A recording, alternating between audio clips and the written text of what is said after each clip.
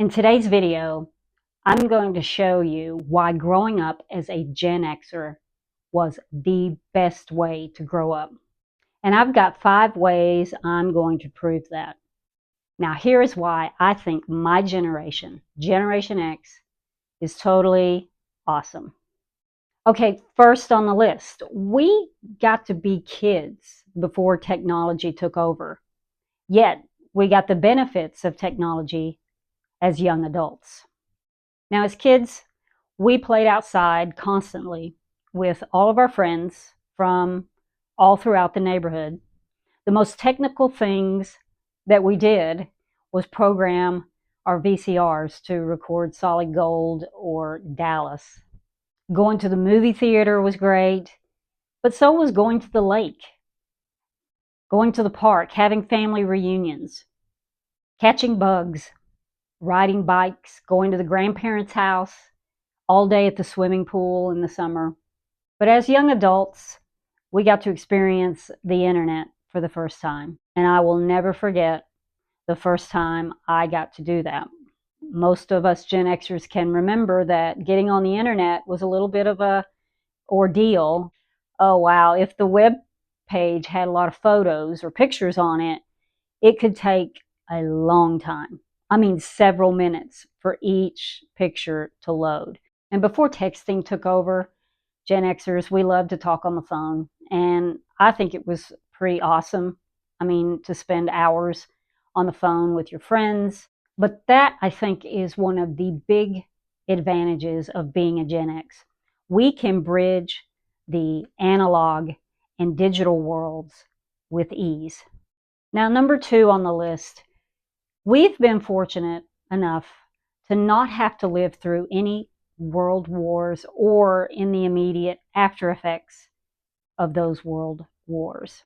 Now, most of us Gen Xers, we were really small children when the Vietnam War was going on. So most of our lives, we've seen our country in peacetime, which is a really good thing. But one thing as Gen Xers that we have seen is the rise of terrorism, which really started taking center stage in the mid-90s.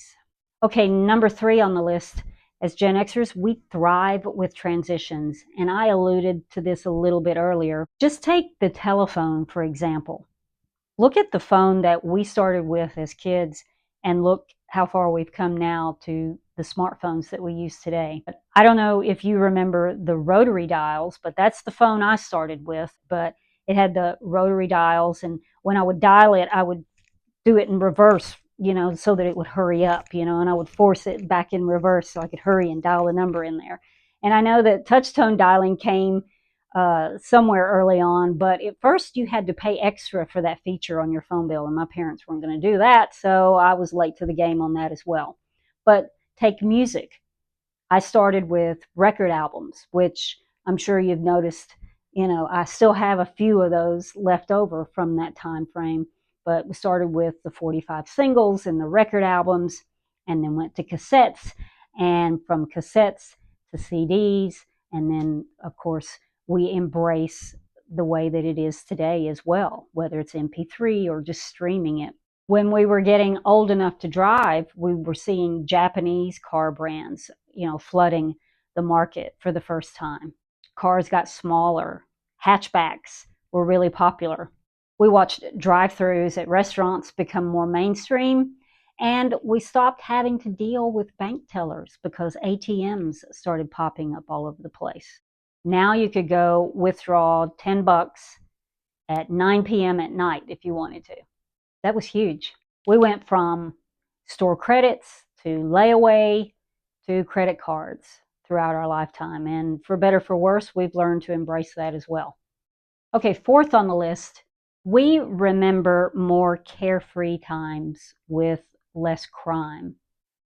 We were the last generation to grow up without having to lock our doors at night. Now, I'm sure there were some places even, in the 70s and 80s where crime was particularly high, but from where I came from, muggings only happened in big cities.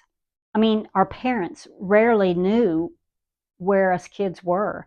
when we'd take off on our bikes. We'd be gone most all day. I mean, even as a kid, me and my sister, my mom would leave us in the car while she'd go in and grocery shop. She'd leave us with, a bunch of coloring books, and we were happy to stay in the car and color while she went in and shopped. And we were just really small at that point. And as a side note, I didn't even see my first homeless person until I was in my mid-20s, and that was when I made a trip to Los Angeles. So we've seen the world change a lot. But what is good is that we can remember when times were a lot more carefree. Now, sometimes we can look back on those times with sadness because we no longer have that today. But I think if we can just look back on it with a sense of, fondness, that it's a treasure of our childhood and probably won't ever get back to the way things were when we were kids. But at least we had that, and you have those memories. Okay, before I get to the last one on the list, which probably is my favorite one on the whole list, I just wanted to take a minute and mention to you that I love making videos like this. So tell me what you think. Tell me if you like this kind of thing. Leave me a comment. I would love for you to subscribe, and I would love to have you join in with me. Okay, number 5 on the list. As Gen Xers, we got to grow up as kids in the 1980s. And to me, I just think that is just the greatest decade to be a kid in. But let's just talk about the 80s for a minute. We had the best music. I mean, seriously. I know that, the silent generation, they had Elvis, the baby boomers had the Beatles, but we had Michael Jackson. I mean, we had Prince, we had Madonna. I mean, and that's just to name a few. The 80s are full of so many pop superstars. I mean, we were around when MTV was born. It premiered in 1981. I watched it all the time. And I remember listening to the American Top 40 every weekend with Casey Kasem as well. So I feel like the 80s had the best music, but not just music.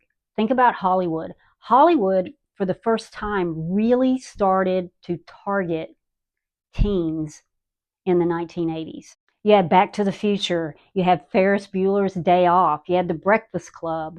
You had the Brat Pack doing all of their movies. You had Star Wars, Top Gun, The Karate Kid, Dirty Dancing. Oh, and don't forget all of the modern horror movies and the monsters in them that were created during that time frame. But that's when Michael Myers came on the scene, Freddy Krueger, Jason Voorhees, Chucky. And as a teenager, I loved all of those. And not only was, music and, the movies really honing in on the youth at that time, but we started transitioning from pinball machines to arcade machines. You had Pac-Man and Centipede and Frogger and Space Invaders.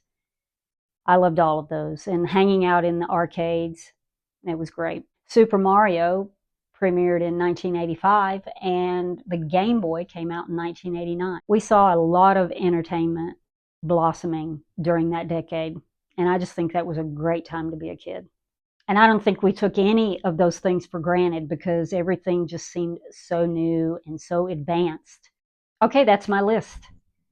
Don't forget to let me know what you think in the comments below. And I've got another video for you to watch next, and that's saving for retirement, the biggest mistakes that Gen Xers make. I'm going to link that video right here, and I hope you have a great week, and I will see you in the next video. Bye.